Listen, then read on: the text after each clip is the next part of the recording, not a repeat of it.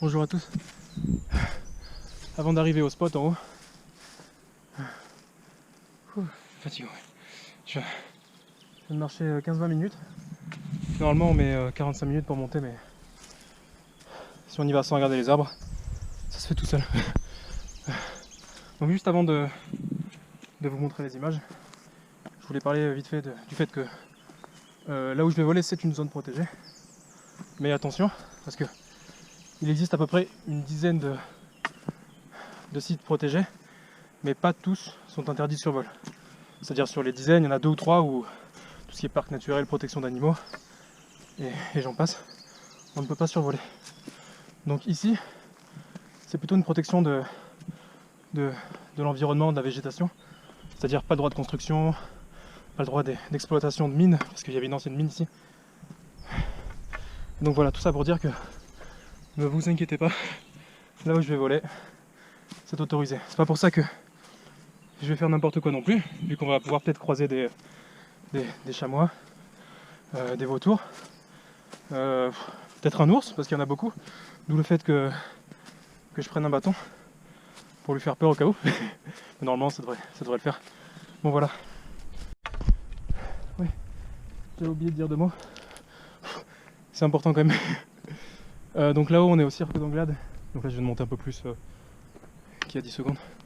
On est au cirque d'Anglade, donc dans l'Ariège, pas loin de Saint-Giron, et juste à côté de Salaux. C'est une ville d'ailleurs. La mine de Salaux qui est juste en bas, enfin juste en bas. Il y a 300 mètres à monter quand même de dénivelé. Mais voilà, ça se fait. Donc là on arrive, on commence à voir le soleil. Ça va être cool, en espérant qu'il y ait quelques coins d'ombre, histoire de pouvoir s'abriter et pas surchauffer. À toutes. Voilà, j'arrive au sommet. Enfin, au sommet, à l'endroit voulu. Et on va arriver sur le cirque. Peut-être qu'on verra quelques bestioles de loin. J'ai malheureusement pas le réflexe pour prendre de photos de plus près. Mais en tout cas déjà, c'est magnifique. Voilà. Donc il y a encore un peu d'ombre avec de la chance. Comme on peut voir. Et je dégouline, ouais, totalement. Et peut-être qu'on pourra s'approcher de quelques bestioles de loin sans essayer de trop leur faire peur. Voilà.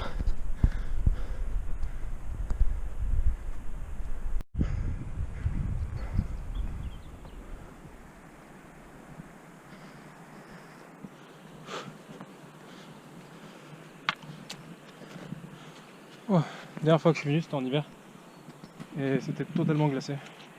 Je pensais pas que ça allait être autant humide. C'est la première fois que c'est autant humide. Oh putain, les mares. Ça va être bondé de moustiques.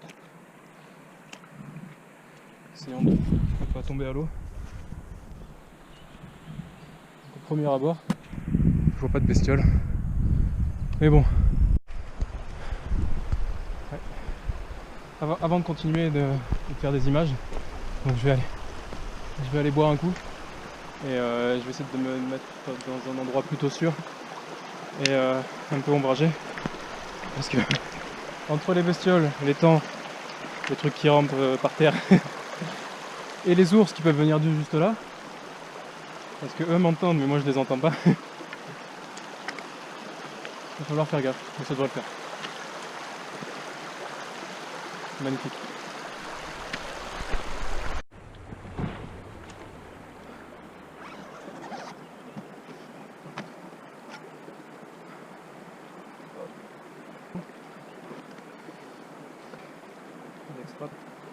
On va essayer de sécher et de descendre le rythme cardiaque parce que la montée a été assez dure.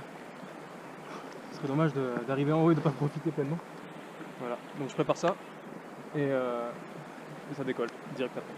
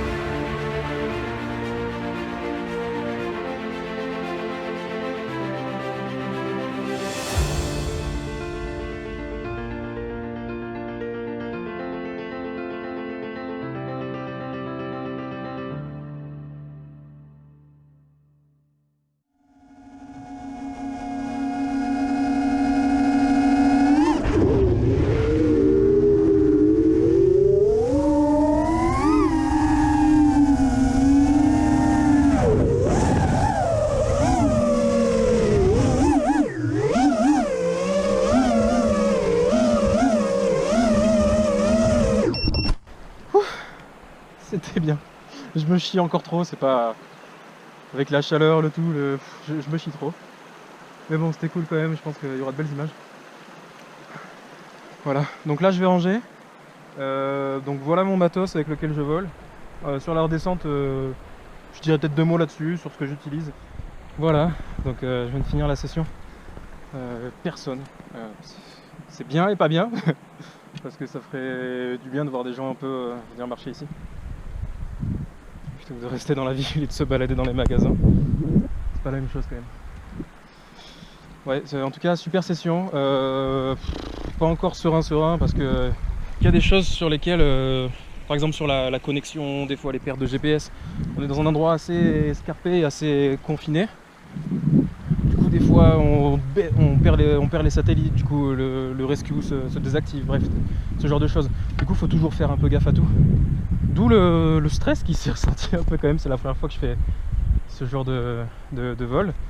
J'ai proposé une vidéo il y a 3-4 jours, je crois. Enfin, je l'ai faite il y a 3-4 jours et elle est sortie il y a 2 jours sûrement. Sur mes premiers tests en montagne, où j'y suis allé dur dès le début, quoi. Assez stressant, mais c'est vraiment un autre monde par rapport au freestyle et à la course que j'ai pas vraiment eu le temps d'essayer, mais en tout cas, le long range c'est super sympa. Voilà, donc pour revenir sur problème de GPS, bon, ça forcément c'est dû au fait qu'on soit dans une cuve. Quand on s'approche trop des rochers, je pense que il y a moyen qu'on perde ça, du coup en se remettant au milieu ça revient direct. Et concernant le signal, je me suis rendu compte que quand je laissais allumer trop longtemps le drone, je perdais la télémétrie, enfin je perdais totalement le signal radio. Et ça je pense que, enfin fatalement je pense que c'est dû à la chaleur. Et donc là actuellement j'ai une frame de chez Harmattan, 5.5 pouces du coup. Donc tout rentre au chausse-pied, tout est assez serré, c'est pas trop optimisé pour garder les composants fixes, il faut y aller au Serflex quoi. Et le petit problème c'est que du coup forcément tout est proche, et quand on fait du long range, on respecte pas toujours les législations au niveau des émissions. Sinon on pourrait faire que le tour des arbres là quoi. Bref, mais on ne parlera pas de ça. Oui, du coup forcément ça chauffe. En plus on est haut dans les montagnes, il y a du soleil, faut trouver un coin d'ombre pour allumer le drone, sinon enfin, le genre de problème auquel on pense pas quand on commence, mais c'est le métier qui rentre, hein. Donc voilà, donc cette frame qui je pense est un peu petite, donc je pense que je vais m'en séparer pour m'en trouver une 7 pouces malheureusement, ou heureusement, parce que c'est assez contraignant une 5.5 pouces pour toutes ces choses là. Donc on est obligé d'avoir des 5 pouces en hélice, du coup on perd un demi-pouce d'aile, on perd de la portance, on perd de l'autonomie, du coup enfin, c'est dommage. En tout cas, pour parler un peu des composants en eux-mêmes, donc je suis passé en 6S il n'y a pas longtemps, et en 6S, donc je suis allé chez Xing, les Unibel, c'est-à-dire les cloches en une partie quoi, et une tuerie, aucun problème, ça chauffe pas, un régal, c'est hyper smooth et très puissant quoi quand ça veut, quand il faut sortir de la panade. Vous voyez, de toute façon quand je monte 40% puissance, je me fais des bons 110 km/h. En descente pareil, bon ça c'est après c'est dû au courant d'air, 110, 130 des fois, sans forcer. Et ça se ressent pas, ça bouge tout seul, enfin ils sont magiques ces moteurs. Voilà, donc je recommande. En tout cas, d'après l'expérience que j'en ai. Bon, je vous laisse là-dessus. J'espère que cette vidéo vous a plu et que ça motivera plus d'un à soit aller faire du freestyle en montagne, soit découvrir un peu ce monde qu'est le long range. Je découvre à peine, j'ai pas du tout d'expérience là-dedans, du coup j'essuie un peu tous les plâtres possibles. En tout cas c'est cool, ça fait un peu de faire de randonnée. Voilà, donc en tout cas je m'essaie au format. Ça a l'air d'être, en tout cas ça me plaît de faire ça comme ça. Bon, pour l'instant j'ai juste une petite GoPro session, pas stabilisée du tout, pas de logiciel pour rendre ça un peu plus stable. Du coup c'est pas forcément les plans les plus optis, j'ai pas de stabilisateur quoi. une session, c'est pas la meilleure qualité du monde, mais ça fait le taf en tout cas. C'est celle que j'utilise sur le drone. Donc voilà, petit mot de fin. Portez-vous bien. Sûrement à la prochaine. Je compte pas arrêter là. Et tchuss.